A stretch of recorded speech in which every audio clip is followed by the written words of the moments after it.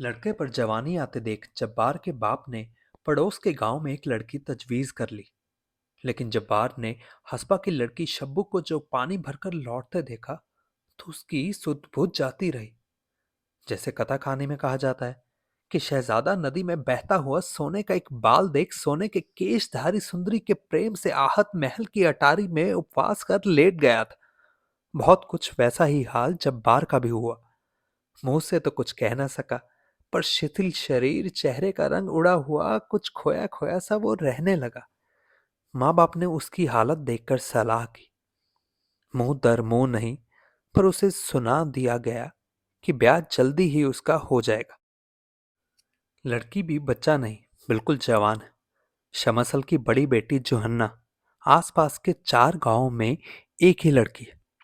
पानी का बड़ा मटका सिर पर उठाकर थमकती 2 मील चली जाती, घर भर का काम संभालती।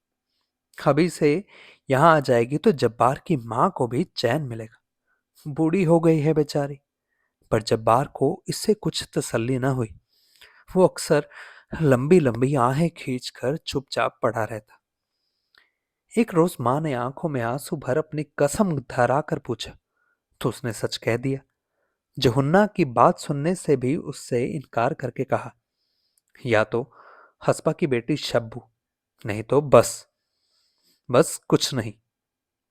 माँ बाप ने बहुत समझाया। उसे सुनता देखते तो आपस में जोहन्ना की तारीफ और शब्बू की निंदा करने लगते। फिर जो लोग ऐसी बेशर्मी से ब्याह करते हैं उनकी कितनी निंदा होती है।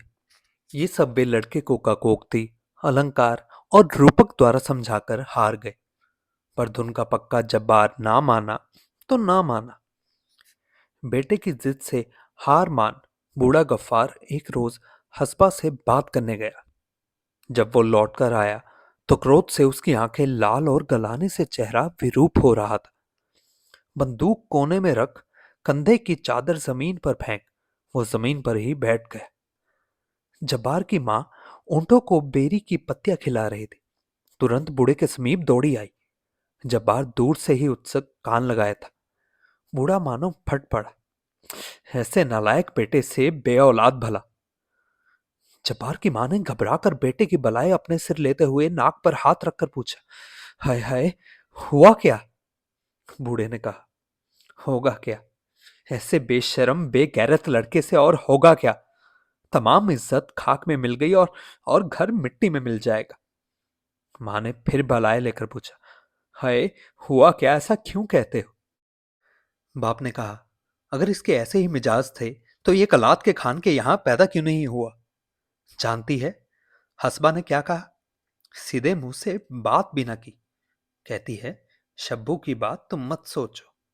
उसे वो ब्याएगा जो 250 रुपए की गठरी बांध कर लाएगा। 250 रुपए की बात सुन जब्बार की मां की आंखें ऊपर चढ़ गई। बूढ़ा बोला, तू भी बूढ़ी हो गई। तू ही बता, तूने कभी ऐसा तूफान सुना है उम्र में? 250 रुपए कोई चीज ही नहीं होती। शमसल से मैंने जोहन्ना के लिए बात की थी। उसने लड़की के 80 मांगे थे। आखिर 60 पर तैयार है। उसकी लड़की भी एक आदमी है और वो बदजात मांगता है 250। और फिर तो बूढ़ी हो गई। तू ही बता, रंग जरा मैला हुआ तो क्या, और जरा सांझ हुआ तो क्या?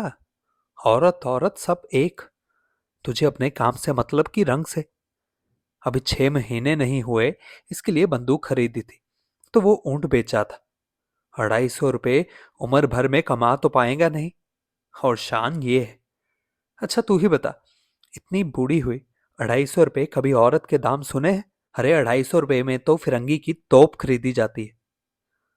जब्बार ने सुना और आग को सीने में दबाकर करवट बदल ली।